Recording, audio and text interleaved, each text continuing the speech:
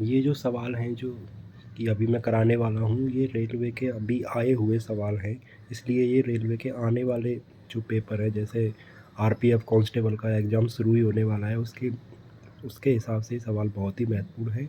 तो देखिए इसमें पहला सवाल, किसी निश्चित धनराशि पर 6% वार्षिक दर से 2 वर्षों में प्राप्त साधारण ब्याज तथा वार्षिक रूप से संयोजित होने वाले चक्रवृद्धि ब्याज के बीच का अंतर कितना है?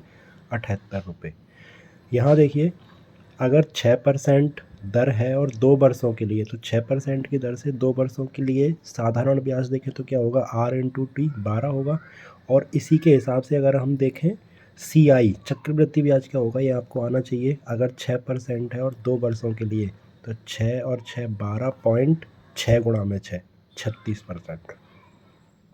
तो मतलब CI कितना हो गया? 12.36 और SI कितना है? 12। इन दोनों में अंतर कितने का है? 0.36 का। ये 0.36 कितने के बराबर दे रखा है? 78 के बराबर।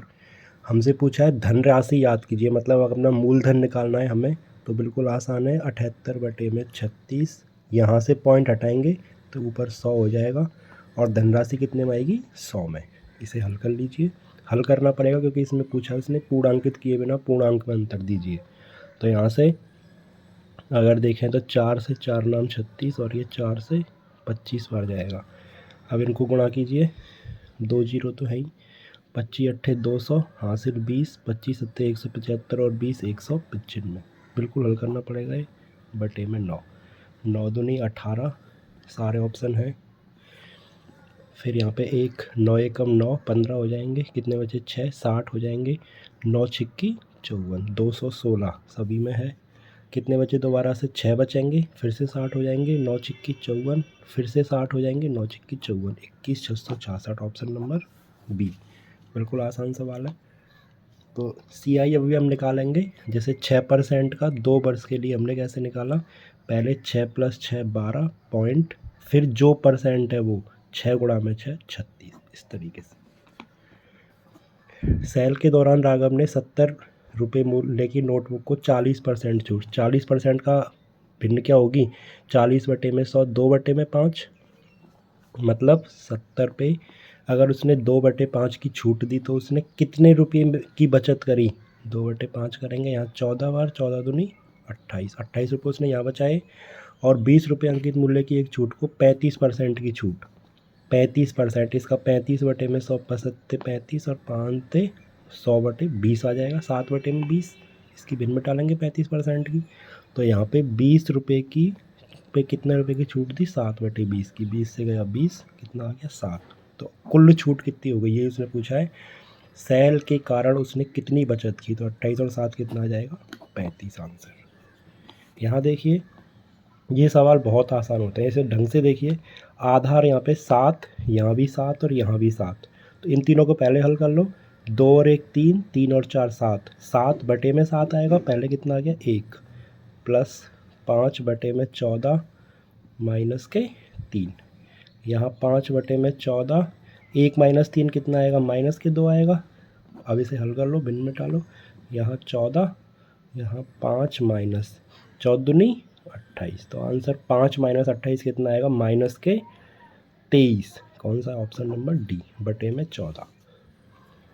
फर्नीचर की 3 वस्तुओं का औसत मूल्य दिया हुआ है ये, यदि उनके मूल्यों का अनुपात इतना है तो सबसे महंगी वस्तु।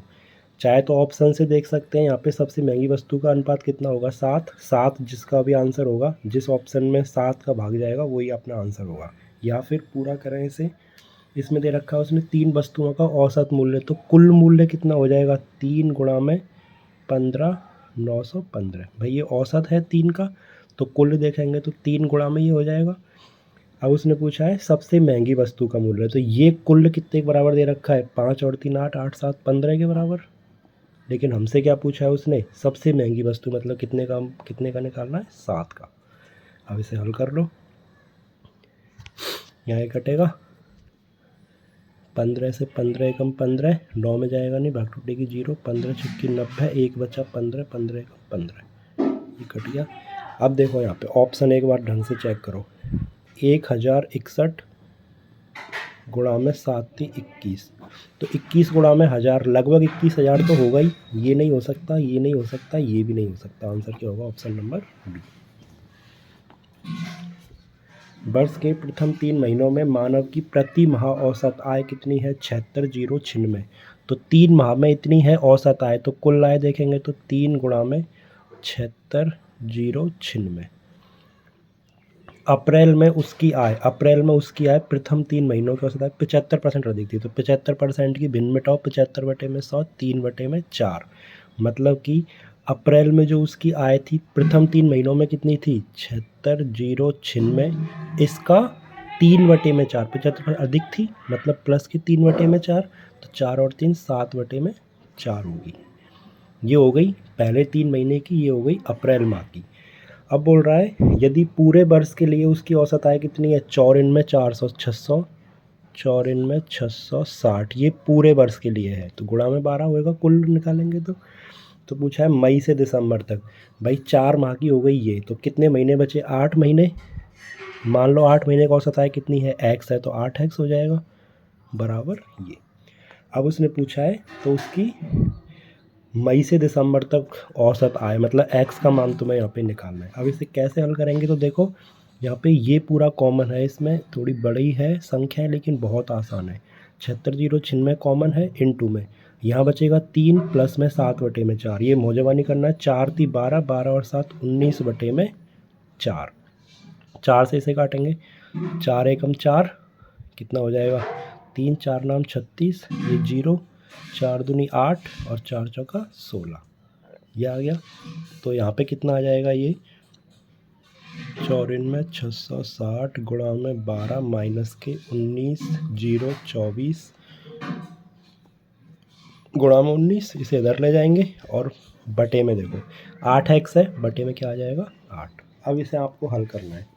ऑप्शन देख सकते हैं काफ़ी नज़दीक है, तो यहाँ पे आपको हल ही करना पड़ेगा। ये देखो 4 से अगर मैं इसे काटूँ, 4 दूनी 8, यहाँ पे भाई पूरा काटना पड़ेगा। 4 थी 12, इसको काटेंगे। 4 चौका 16, 3 बचे, 4 सत्ते 28, 2 बचे, 4 पंजे 20 और ये 2 बचे 24, 4 छक्के 24। 2 से काट सकता है, 2 से इसे काट सकते हैं। 2 चौके 8, 2 सत्ते 14, 2 तिया 6, 2 तिया 6 0। ये कट गया तुम्हारा 2 से इधर भी काटेंगे। 2 दूनी 4, 2 तिया 6 और 2 सत्ते 14 और 2 अट्ठे 16। थोड़ा टाइम लगेगा लेकिन बहुत टाइम होता है रेलवे में। देखो 3 का गुणा करेंगे, 0 3 तिया 9, 3 तिया 9, 3 7 21 और 3 चौका 12 और 2 14 माइनस के 19 अट्ठे 152, कितने 15, 19 सत्ते 133 और 15 148, हासिल 14, 19 30 57, 57 और 14 कितने हो जाएंगे? 71, हासिल 7, 19 दूनी 38, 38 और 7 कितने हो जाएंगे?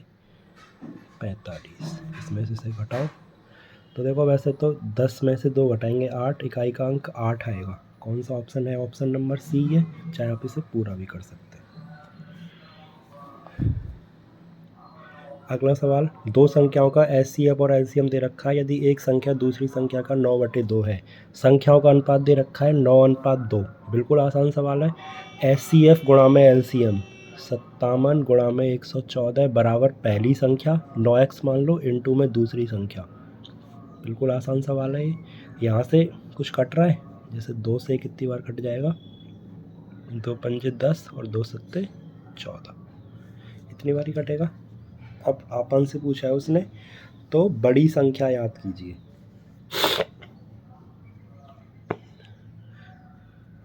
तो यहाँ से अगर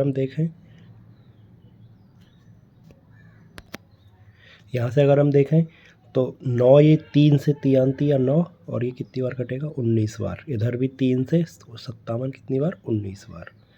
तो x² बराबर 19 गुणा में 19, x का मान कितना आ जाएगा? 19 आ जाएगा। अब हमसे पूछिए बड़ी संख्या, तो बड़ी संख्या क्या होगी भाई? 9 वाला मल्टीपल होगा, तो 9 गुणा में 19 करेंगे कितना आएगा? 171। यही आंसर होगा। अगर हम देखें यहाँ पे बड़ी संख्या क्या होती? 9 का गुणांक होती। तो पहला ऑप्शन तो 7 और 2 9 हो सकता है, 4 और 2 6 और 1 7 ये नहीं हो सकता। 5 और 4 9 और 1 10, ये भी नहीं हो सकता। 8 और 6 14 और 1 15, ये भी नहीं हो सकता, क्योंकि जब अंकों को जोड़ेंगे तो योग कितने से भाग होना चाहिए? 10 से। ये 3 ऑप्शन कट जाएंगे, हम डायरेक्ट इसे ए ऑप्शन निकाल सकते थे। 76 और 38 का तृतीय अनुपाती, ये आप याद रखो, जब भी तृतीय अनुपाती पूछा हो तो b² बटे में a। पहली संख्या a, दूसरी संख्या में b, तो b² मतलब 38 का स्क्वायर, 38 गुणा में 38 बटे में a कितना होगा? 76। तो 38 दूनी 76 और 2 से कितनी बार कटा? 19 बार। आंसर क्या आएगा? Option number B. बिल्कुल ये ध्यान रखना है, तृतीय अनुपाती पूछा है, तृतीय अनुपाती होगा b² बटे में a।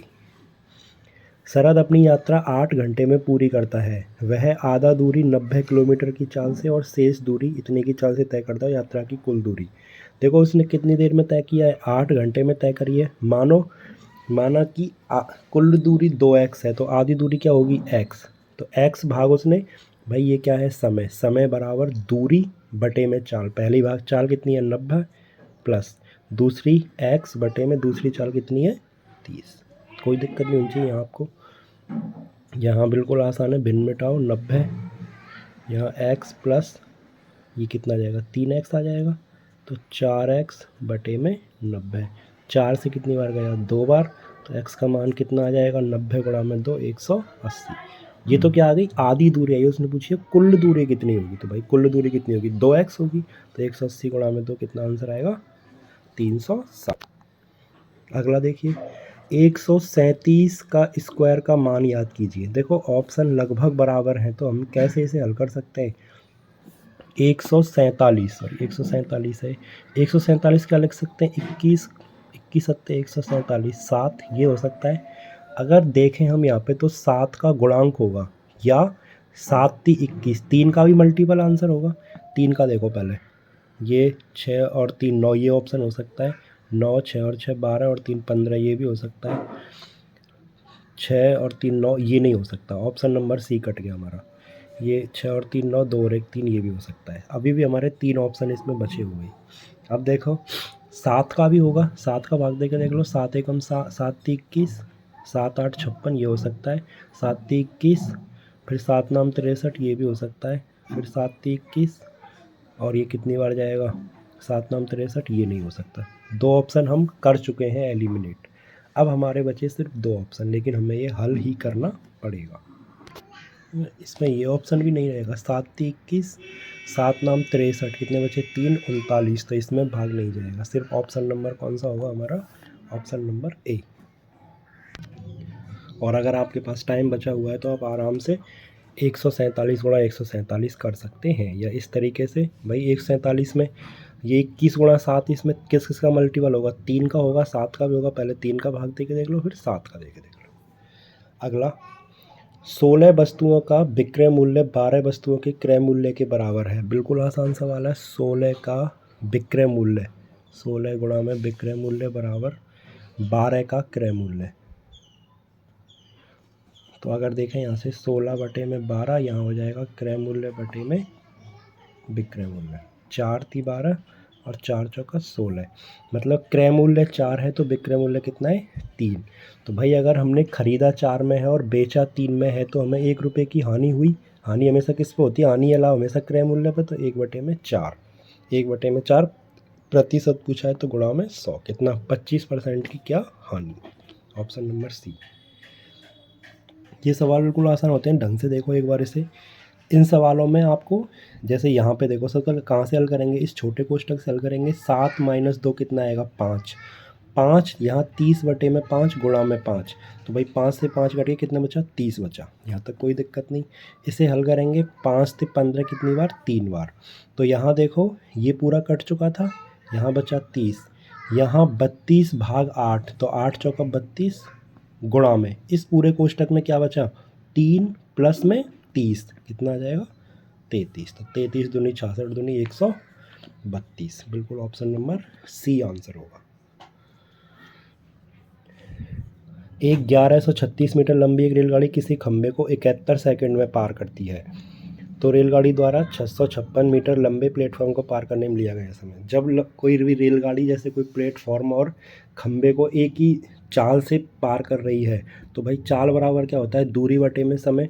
जब ये खंबे को पार करेगी तो खुद की दूरी होगी, खुद की दूरी कितनी है 1136 बटे में दूरी बटे में समय, समय कितना लिया 71 बराबर दूसरे केस में रेलगाड़ी द्वारा 656 मीटर लंबे प्लेटफॉर्म को, जब भी प्लेटफॉर्म को पार करेगी तो खुद की लंबाई 1136 प्लस 656, 1136 प्लस 656 दोनों को जोड़ो, 6 और 6 12, 5 और 3 8 और 1 9 और 11 और 6 17 बटे में पार करने में लिया गया समय, समय क्या मान लो, समय x मान लो।